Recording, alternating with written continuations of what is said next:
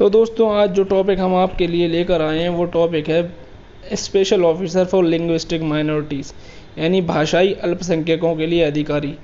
ऐसे भाषाई लोग जो विशेष लैंग्वेज यानी कि भाषा बोलते हैं, तमिल, तेलुगु आदि जैसी भाषाएं। तो इस टॉपिक में हम इसकी पृष्ठभूमि यानी बैकग्राउंड जानेंगे, इसके संवैधानिक प्रावधान जानेंगे, इसका गठन कैसे हुआ वो जानेंगे, इसकी भूमिका क्या है वो जानेंगे, और इसके कार्य और इसका उद्देश्य क्या है वो जानेंगे।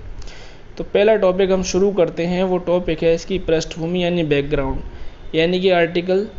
शुरुआत में संविधान जब बनाया गया तो इसके लिए कोई भी प्रावधान संविधान में नहीं जोड़ा गया था, लेकिन 1956 में राज्य पुनर्गठन आयोग की सिफारिशों पर भारत के संविधान में एक 7वां संशोधन किया गया, जिसके तहत आर्टिकल 350 भी जोड़ा गया। आर्टिकल 350 भी ये कहता है कि भारत में एक ऐसा अधिकारी होगा जो भाषाई अल्पसंख्यकों के लिए बनाया जाएगा, जिसे राष्ट्रपति नियुक्त करेंगे, और इसका कार्य होगा कि इन भाषाई अल्पसंख्यकों को जो प्रावधान और जो सुरक्षा दी गई है उसकी जांच पड़ताल करना। और ऐसी ही जांच पड़ताल वो राष्ट्रपति को समय समय पर एक प्रतिवेदनों के थ्रू भिजवाएगा, और वो राष्ट्रपति संसद के दोनों सदनों में उनको रखवाएंगे और संबंधित राज्य के राज्य विधानमंडल में पहुंचाई जाएगी। ध्यान देने बात यहाँ पे ये है कि इन अधिकारी के लिए संविधान में कोई भी ऐसा प्रावधान नहीं है जो इसकी सेवा शर्तें और भत्तों को बताता हो। इसके लिए कोई भी प्रावधान यहाँ नहीं है। तो दोस्तों अब इसके गठन के बारे में बात करेंगे। तो 1957 में इस आर्टिकल के थ्रू एक कार्यालय की स्थापना की गई, और इस कार्यालय का प्रमुख अल्पसंख्यक का कमिश्नर कहलाया। इस कमिश्नर के 4 हेडक्वार्टर हैं। जो हेडक्वार्टर सबसे पहले जो आते हैं वो इलाहाबाद यूपी में है, नंबर 2 बेलगाम कर्नाटक में है, नंबर 3 चेन्नई तमिलनाडु में है, और नंबर 4 कोलकाता वेस्ट बंगाल में है। इसके अलावा 3 इनके क्षेत्रीय कार्यालय हैं, और इन क्षेत्रीय कार्यालयों का जो प्रमुख होगा वो उप आयुक्त होगा, यानी कि असिस्टेंट कमिश्नर। हेडक्वार्टर में आयुक्त के कार्यों को कम करने के लिए सहायता के लिए एक डिप्टी कमिश्नर यानी कि उपायुक्त और एक असिस्टेंट कमिश्नर, एक सहायक आयुक्त को जोड़ा गया।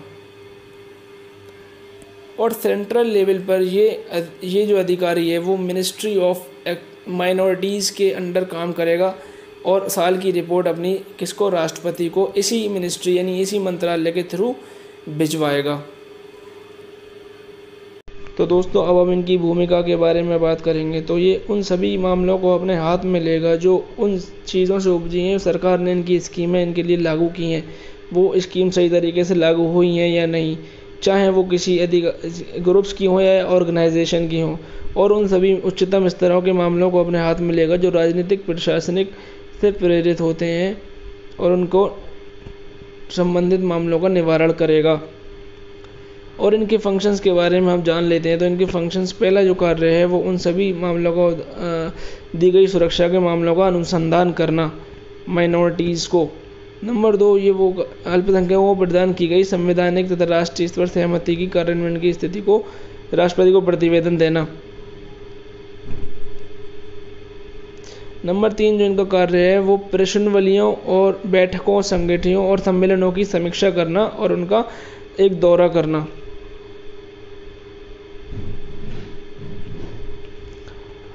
इनको बनाने का जो उद्देश्य है वो उद्देश्य है, सबसे पहला उद्देश्य जो है वो समावेशी विकास तथा राष्ट्रीय अखंडता के लिए भाषाई अल्पसंख्यकों के लिए समान अवसर उपलब्ध कराना, जो उनको इक्वल प्लेटफॉर्म पर लाकर खड़ा कर सकें। दूसरा जो कार्य है वो है इनका कि इन जो अवसर इनको उपलब्ध कराए गए हैं उसकी जागरूकता इन सभी के बीच में उसको जागरूकता उपलब्ध कराना और उनकी सुरक्षा उपलब्ध कराना, ये इनका दूसरा कार्य होगा, उद्देश्य था, दूसरा उद्देश्य। तीसरा जो वर्क है जहाँ ये इनका उद्देश्य है वो है इनका उन सभी मामलों का सुनिश्चित करना जो इनको संविधान से प्राप्त हुए हैं और उन्हें सुरक्षा प्रदान करना। तो दोस्तों उम्मीद करता हूँ ये वीडियो आपको पसंद आई होगी। ज़्यादा से ज़्यादा तादाद में इस वीडियो को लाइक करें, इस चैनल को हमारे सब्सक्राइब करें और ज़्यादा से ज़्यादा में इस वीडियो को शेयर करें। Thank you.